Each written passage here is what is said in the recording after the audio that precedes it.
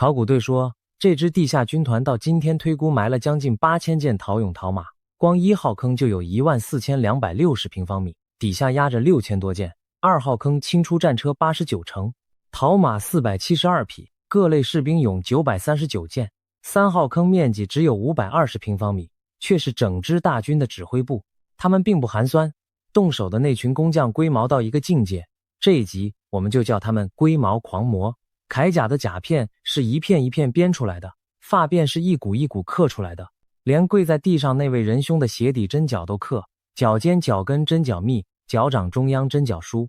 可为什么偏偏这么一支被龟毛狂魔伺候到这种程度的军队，我们今天看到的却是灰扑扑一整片土色，8000张脸，没有一张说得出自己是谁，颜色不会自己长脚走掉。2200多年前，这批俑身上有朱砂条的红，有石绿的绿，有石青的蓝，还有一种到今天在自然界都还没找到过的紫。官方公布过的说法是8种颜色，20多种色调。所以颜色到哪儿去了？谁动的手？犯罪现场为什么连个脚印都不留？而最可怕的是，这个凶手到现在都还没被抓到。他的作案手法，我们就叫他见光死。而且只要我们再往地下铲一次，见光死就会当着我们的面再犯案一次。所以这一支我们不当导览员，我们当办案的。这是一桩窃案，而且是2条罪名并案，一条是8000件俑身上被摸走的颜色，一条是8000个人被抹掉的身份。我们要看现场，要调监视器，要还原作案手法。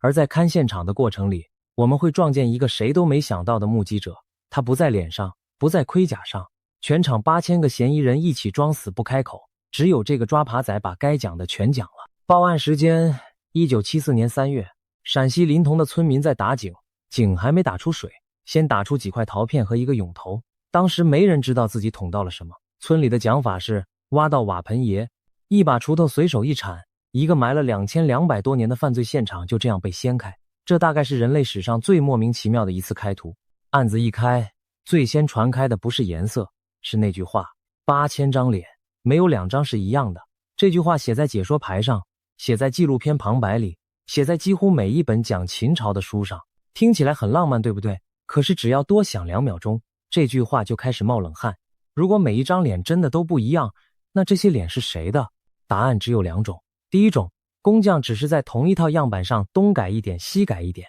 做出来自然不重复，但这些脸不指向任何一个真的活过的人。第二种，秦朝真的动用了几千个活人站在那里当模特，一个一个对着捏。那今天坑里的每一张脸，2200多年前都真的长在某一颗头上。这2种答案的落差有多大？第一种只是工艺问题，第二种是一份名单，一份躺在地下2200多年，每一张都对得到人的名单。如果3选其一， A 是工匠自由发挥的8000张装饰脸， B 是照着真人捏出来的8000份人像档案， C 是一半一半，你压哪一边？先别急着答，我们先去看现场。看现场的第一件事是搞清楚现场有几个。很多人以为兵马俑就是一个大坑，错，1号坑最大，14260平方米，里面是一个以步兵为主体的长方形军阵，前几排是不穿铠甲的前锋，后面是成列的铠甲步兵夹着战车，两侧跟尾端还有面朝外的侧翼跟后卫。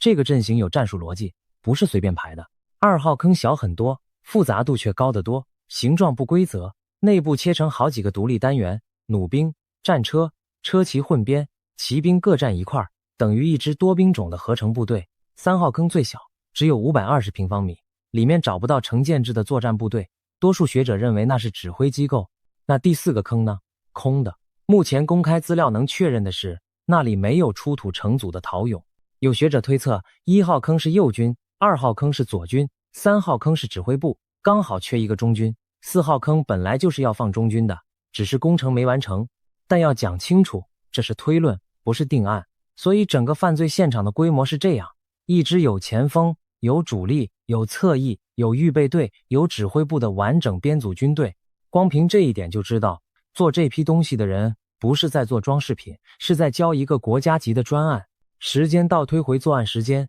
，2200多年前的秦朝作坊，第一个要清查的嫌疑人叫做模具。兵马俑不是一个一个从头雕到脚的艺术品，它是一条规模吓人的生产线。秦始皇帝陵博物院从2009年做到2022年的1号坑第3次正式发掘，公布过一个很具体的成果，就是把俑的制作程序基本厘清了。先做脚踏板跟双腿，再往上堆躯干，躯干中空的部分用泥条一圈一圈盘上去，外面贴泥片修整，等大型塑出来，细部雕饰做完，最后才把双臂粘接上去，头跟手掌也是另外做好再接。俑的通高接近1.8米，这么高的中空陶人，重心跟烧制收缩率都很难控制，陶土在窑里会缩，各部位缩的比例只要不一致，接缝就裂开，整件报废。所以龟毛狂魔的解法是拆成好几段分开处理，各段干燥到差不多再结合，接完整体再进窑。你想想那个场面，一个接近1.8米高，内部中空，壁厚只有几公分的陶人，要整个推进窑里烧到摄氏1000度上下，还要能完整拿出来站着。这种良率问题现代陶瓷厂都未必压得住，而秦朝要的不是1件，是几千件，这已经不叫手工艺了，这是开局就直接把难度拉到地狱级。头是最关键的部件，也是最看得出量产逻辑的地方。俑头是用模具做的，前后2片合模，一片管脸的正面，一片管脑后，接缝收在头的后缘。合模只负责把大致的头型跟五官位置压出来，之后所有细节，眉毛、眼睛、鼻翼、嘴唇、胡须、发丝，全部是脱模以后用手工加上去的。所以严格讲，兵马俑的生产方式是模组化，不是复制贴上。模具给的是骨架跟效率，变化是后面手工补出来的。你不能因为看到脸不一样，就直接判模具无罪。还有一组物证，证明这是一套有制度的生产。俑身上找得到陶工的名字，刻的、印的都有，位置藏在衣服下摆、铠甲背面、马肚子这些不显眼的地方。目前累积下来，大约有80个陶公名。这来自秦朝的物勒公名制度，讲白了就是秦朝实名制，东西做坏了要找得到人负责。名字前面还会带前缀，可以分辨这个工匠是中央官府作坊的还是地方作坊的。已经发现的地名有咸阳、溧阳、临晋、安邑，其中带咸阳的最多。换句话说，这批俑背后是一个有品管、有追责、有分工的官营生产系统，中央跟地方2套产能一起下场开工。同一批考古学者还把秦军的青铜兵器拿去做过更狠的清查。伦敦大学学院跟秦始皇帝陵博物院合作的团队，用手持式 X 光荧光仪去测件里的金属成分，一口气测了1号坑出土4万多只件里的1600多只，结果发现化学成分会分成一群一群，同一捆100支件的成分很接近，不同捆之间就有差异。这代表件不是在一条长长的流水线上做出来的，而是好几个小组各自独立生产，一组把整套零件从头做到尾，凑成一整捆，再换下一捆。这种模式在文献里被叫做细胞式生产，讲白话就是秦朝早就会分队开副本刷装备了。弩机那边也一样，同一个团队在2014年发表过一篇研究，把200多件5件式青铜弩机拿去做尺寸的计量分析跟出土位置的空间分析，发现这些弩机也是分批生产，分批送进陵墓，再分配给不同区块的弩兵俑，同一批之内零件几乎可以互换，跨批就对不上，所以量产这一半证据硬到不行。模具、模组、分件、品管、签名、分批生产，全部指向同一个结论，这是一个高度组织化的军工级专案，不是一群艺术家在那边自由发挥。案子好像可以结了，可是随后把笔录翻到反面，事情整个歪掉。因为如果目标只是做出一支看起来够气派的地下军队，工匠根本不需要做到那个程度。可是实际挖出来的东西细到不合理，细到龟毛狂魔这个绰号一点都不算夸张。先看头发，秦俑的发饰不是随便绑一绑，光是步兵俑按头上的装束就分成圆髻、扁髻、介石这几大类。圆髻是把头发盘成髻歪在头顶一侧，扁髻更麻烦，是把全部头发编成6股宽辫子，往上反折以后用发卡固定在脑后。这些辫骨在陶土上是一条一条刻出来的。一支军队要凸显层级跟兵种，用盔甲跟武器就够了啊，谁要求你把辫子编到这种程度？再看胡须、八字须、络腮胡，往上翘的，往下垂的，修得整整齐齐的，乱糟糟的，只留一小撮的，通通都有。胡须是脱模之后纯手工加的，也就是说，龟毛狂魔在处理每一颗头的时候，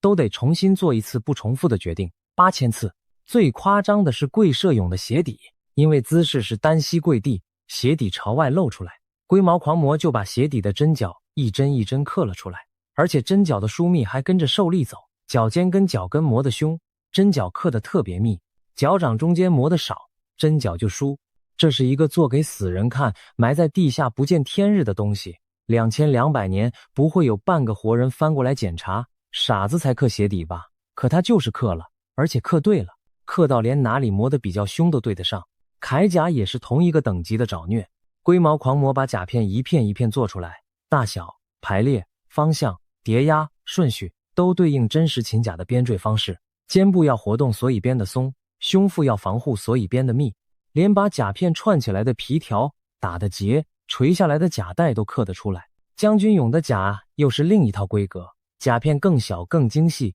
前胸还有花结，而将军俑在整批俑里数量少到不成比例。这支军队是真的照着编制在配军官，连稀有度都给你设定好了。手掌也一样，手虽然有模具打底，但手指的弯曲角度、虎口的张力、掌心的起伏，各俑之间差异明显，有的握着兵器，有的摊开，有的指节微微鼓起。这种东西模具压不出来，只能靠龟毛狂魔一只一只修。至于脸，坊间常听到一种说法，说秦俑的脸大致可以归成8种基本脸型，再各自变化，但要讲清楚，这比较接近长期观察归纳出来的分类经验，不是用仪器量测有统计检定的研究结论，当参考框架可以，当定论不行。所以局面就卡成这样，一边是模具跟制度化生产的铁证，一边是细到没有道理的个体差异，两边都成立，两边都说服不了对方。这个案子在学界卡了几十年，卡到大家都放弃了。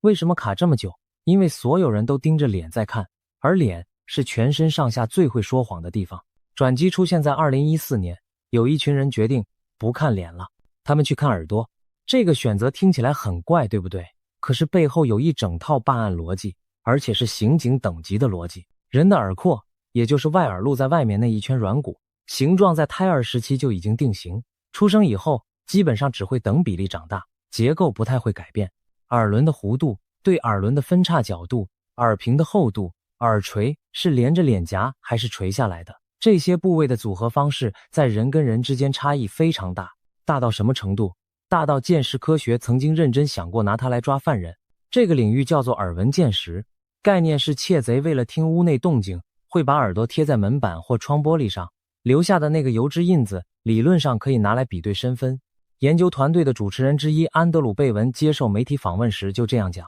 他说耳朵压在门上留下的痕迹效果可以接近指纹。不过这里必须把话讲完整，耳印当成刑事证据这件事后来在法庭上翻过大车。英国有一个案子，被告一审靠耳印比对被判有罪，上诉之后法院认为提出这套方法的专家把自己的把握讲得太满，这套方法在当时的鉴识科学界并没有得到普遍接受，原判决因此被推翻。美国华盛顿州的法院也裁定过，耳印比对不能当证据，所以正确的讲法是耳廓形状的个体差异真实存在，这点没有争议，但要拿它当成法庭上足以定罪的单一证据，可靠度不够，因为压的力道、接触面的材质、皮肤出油都会让同一只耳朵留下不一样的印子。可是考古学要用的不是耳印，是耳朵本身的立体形状。陶俑的耳朵是实体的，不会因为压力大小变形，可以直接亮。法庭上那个致命弱点到了坑里刚好整个闪掉。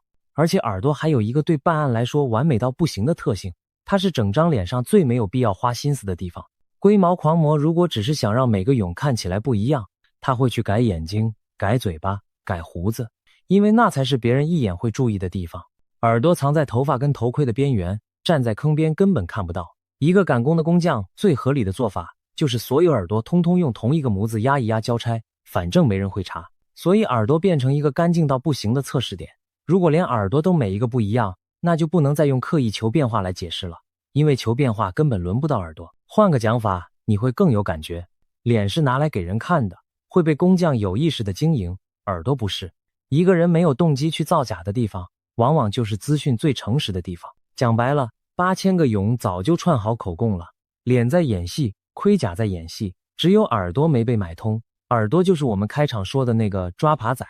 伦敦大学学院跟秦始皇帝陵博物院合作的团队真的去找抓扒仔录口供了。主持人包括安德鲁·贝文，在博物院任职的考古学者李秀珍，还有另一位主持人马提农·托雷斯。做法是绕着俑头的左侧连续拍很多张照片，再用一种从一堆不同角度的照片反推立体形状的技术，把耳朵的 3D 模型建出来。原理是同一个特征点在不同角度的照片里会规律位移，电脑把几十张照片的位移关系解出来，就能反推三维形状。好处是完全不碰文物，只要拍照。对这种等级的国宝来说，这是必要条件。拿到立体模型之后，下一步是几何形态测量学。这套方法不是拿尺去量，而是在每一只耳朵上标出一组对应的特征点，例如耳轮的起点对耳轮的分叉处，耳屏的顶端，然后把所有耳朵的大小、方向、位置在数学上对齐，把单纯因为拍摄角度或尺寸造成的差异先扣掉，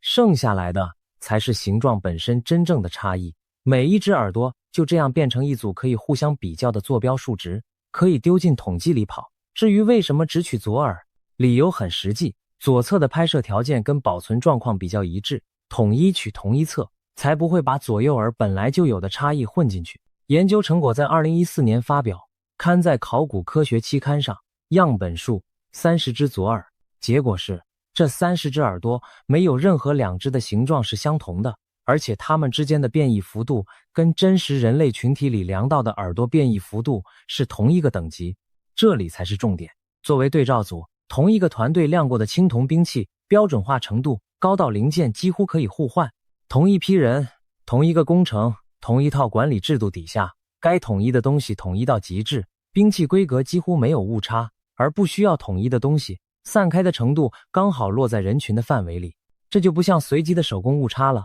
随机误差不会刚好长得像一个真实人群的分布。8000个嫌疑人里，终于有一个开口了。团队的其中一位主持人接受媒体访问时说，以这个初步样本来看，兵马俑看起来像是一系列真实士兵的肖像。这句话当时被全世界的媒体转了一轮，标题大多写成兵马俑证实是照真人做的。而这里是整支影片最需要小心的地方，因为抓耙仔的口供被媒体加油添醋以后，研究团队自己出来把话拉回去了。他们在计划的官方网页上直接写了一篇文章谈这件事。文章里讲，我们没办法只靠30只耳朵就对整批俑的个体性下任何定论，因为这批俑身上总共大约有15000只耳朵。他们也把逻辑漏洞讲得很清楚，如果这些俑是准确的肖像，那所有耳朵应该都不一样，但这个推论反过来是不成立的。这句话值得再念一次，耳朵全部不同是照真人做的必要条件，不是充分条件。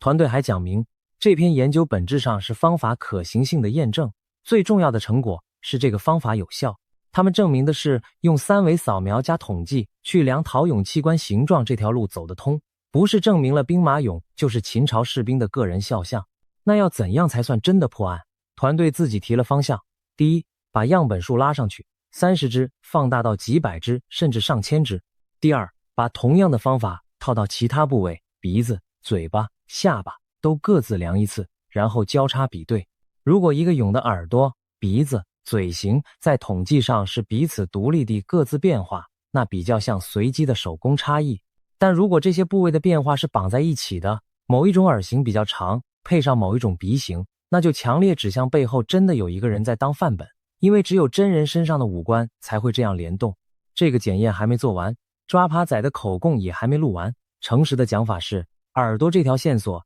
让照着真人做这个假说第一次拿到实证的支持，强度是倾向支持，不是证实。媒体把它写死了，研究者没有写死，这两件事要分开看。抓耙仔只录了30份口供，剩下14970只耳朵还躺在地下，一句话都还没讲。第二条罪名我们还没办，开场那个见光死到底是谁在动手？我们印象里的兵马俑是灰扑扑的土色，那不是他们原本的样子。秦俑出土的时候是彩色的，而且是相当饱和的颜色。它的表面结构分成2层，陶胎烧好之后，工匠先在整个表面刷一层生漆当底，这层生漆是褐色的，接着才在生漆上面画矿物颜料。分析出来的颜色包括朱砂跟铅单调的红、石绿的绿、石青的蓝、古白跟铅白的白，还有黑色跟黄色。脸部手部有专门的肤色层，衣服的红、绿、紫是分区涂的，连鞋带跟绑腿的颜色都不一样。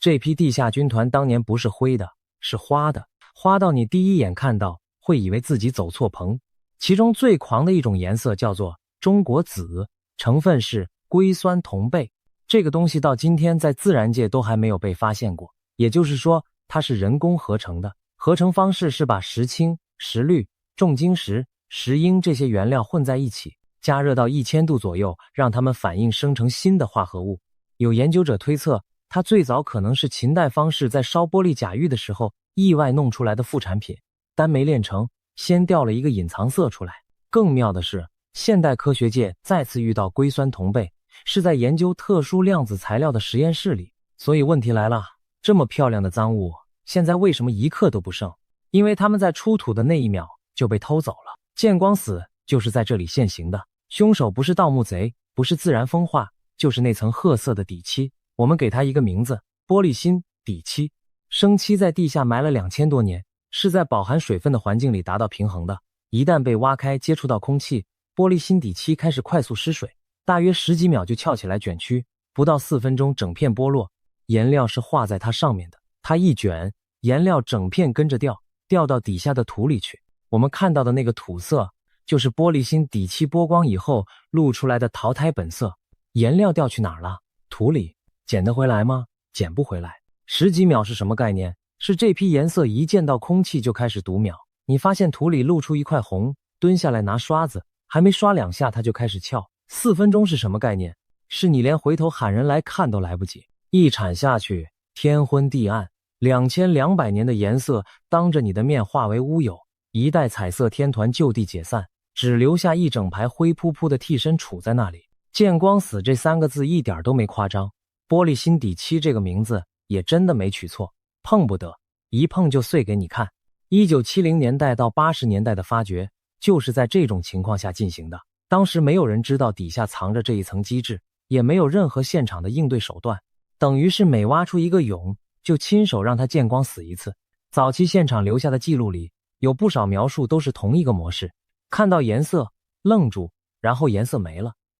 所以早年那些俑不是被谁弄坏的，是当时的知识条件下必然的结果。拿现在的技术水准去骂50年前的人没有意义，真正的问题是知道了以后要怎么办。时间拉到1999年，2号坑挖出了一个全场最诡异的证人，我们叫他绿脸哥。他是一件蹲跪姿的俑，除了头发、胡须、瞳孔是黑色以外，整张脸是用石绿涂成绿色的，脖子也是粉绿色，2只耳朵是浅绿色，发髻是赭石色，发带是朱红色。目前已知的秦俑里面，脸涂成绿色的就这么一件，8000分之一。为什么会有一个绿脸哥？不知，绝对不知道。到今天没有公认的解释。有人说是傩戏面具，有人说是特殊兵种，有人说是工匠上错色，通通只是猜。有媒体报道提到，绿脸哥后来被列为禁止出境展览的文物，而在列管之前，他曾经在2006年来过台湾展出，那也是他唯一一次出境。也就是说，这个全世界只有一只现在被锁在柜子里的隐藏角色，当年真的来过我们这里，而且以后不会再来了。绿脸哥能保住颜色，是因为运气好，也是因为技术终于追上来了。转机来自跟德国的合作，秦始皇帝陵博物院跟德国巴伐利亚州的文物保护单位从90年代开始联合攻关，前后做了将近19年，判断出破解见光死的关键不是保护颜料，是稳定那层玻璃心底漆。后来发展出2套做法，一套是用聚乙二醇加上聚氨酯乳液做联合处理，另一套是先让单体渗进生漆层，再用电子束辐射让它在里面聚合固定。这2套都得在出土的第一时间就用上，等于把犯罪现场直接当成实验室在跑。技术到位以后，后来发掘的俑才有机会像绿脸哥那样把颜色留住。2009年到2022年那一轮1号坑的发掘，清理出220多件陶俑，16匹陶马，4乘战车，新修复了140多件。官方公布的说法就特别提到彩绘保护有新的突破。知道了颜色这件事，你就会理解考古队接下来做的那个选择，一个外人看起来很难理解的选择。1号坑14260平方米，底下压着6000多件。从1974年报案到现在50多年，2次发掘实际完成的面积大约只有2000平方米，而2009年重新启动的那一轮做了13年，发掘面积只有430平方米左右，只占1号坑总面积的3%。这不是进度落后，这是故意的。中国考古界有一条沿用了几十年的原则，叫做不主动发掘帝王陵墓。这条原则不是凭空定的，是拿一次惨烈的翻车换来的。1956年开挖明定陵，当时的保存技术完全跟不上，出土的大批丝织品在很短的时间内就硬化腐烂，很多东西是挖出来以后才毁掉的。事后郑振铎、夏贺两位学者上书国务院，周恩来同意了他们的意见，从此不主动去挖帝王陵就成了定规，一次翻车换一条红线。发掘2号坑、3号坑的时候，还有专家提出过一个更狠的做法，叫做3-3制，1/3彻底挖开再修复，1/3挖开后不修复，剩下1/3根本不挖。目的很直接，就是把技术改进的机会留给后面的人。放到秦俑身上，这条原则的意思很具体，每一个还埋在土里的俑身上的彩绘都还是完整的，说不定底下还躺着第二个绿脸哥，只要不挖，它就是彩色的。一挖，只要现场技术没有100%到位，玻璃心底漆就再撬一次，见光死就再演一次，而且不可逆。留在地下不是放弃，是先存档，把决定权留给未来。今天做不到的事情，20年后的材料科学也许做得到。而俑在土里多躺20年，跟它已经躺过的2200多年比起来，成本几乎是零。而且挖出来之后才是真正烧钱的开始，要修复，要建棚，要控温控湿，要防霉菌，还要应付每天大量游客带进来的水汽跟二氧化碳。已经站在坑里展示的那些俑，其实也还在慢慢劣化，只是速度慢到肉眼看不出来。每多挖一件，就是多一件要永久照顾的东西。发掘能力跟保存能力是两回事，前者早就过剩，后者一直卡关，所以又是一道3选题。A 是全部挖出来看个爽，反正钱再想办法。B 是照3-3制挖1/3，留1/3。C 是一铲都不动，全部留给下一代。你选哪一个？考古队选的是最不刺激、最不浪漫的那一个。顺带讲一件事，免得我们也跟着把话讲得太满。通高接近1.8米这个数字，常常被拿来证明秦朝人多高大，可是那是通高，脚下有10公分左右的踏板，头上还有发髻，扣掉以后，真正身高其实不到1.7米。而已经发掘的秦代墓葬骨架，平均高度大概也就是1.7米上下，所以龟毛狂魔捏的不是巨人，是把一般人稍微加高了一点的版本。连这个都要拆穿，是因为这桩案子里最不缺的就是被讲到走样的说法。回到最开始那个问题，8000张脸没有2张是一样的，这句话是对的，但它一直缺一个下半段。抓耙仔给出的下半段是，这种不一样不是装饰性的变化，它的分布方式跟真实的人群一样，这是目前为止最接近答案的一块物证。可是它还不是答案本身，提出研究的团队自己也是这样认定的，所以案子到今天还开着。第一条罪名，凶手抓到了，是空气加上一层玻璃心底漆，共犯是我们自己的手，作案时间10几秒，销赃时间4分钟，赃物追不回来，因为颜色早就掉进土里，跟2200年的尘土混成一团，分不出来了。第二条罪名，8000个人的身份，抓耙仔只录到30份口供，剩下14970只耳朵还在地底下，一句话都还没讲。而他们之所以还没讲，是因为我们决定不去问。我们现在看到的兵马俑不是他们原本的样子，是他们被偷剩下的样子。龟毛狂魔当年一针一针刻出来的东西，颜色那一半我们只抢回一个绿脸哥。而这桩窃案目前最有效的破法，就是我们什么都不做。大概全世界也只有这一件案子，办到最后的结论是不办。要不然呢，总不能为了看一眼颜色，亲手再让他见光死一次吧。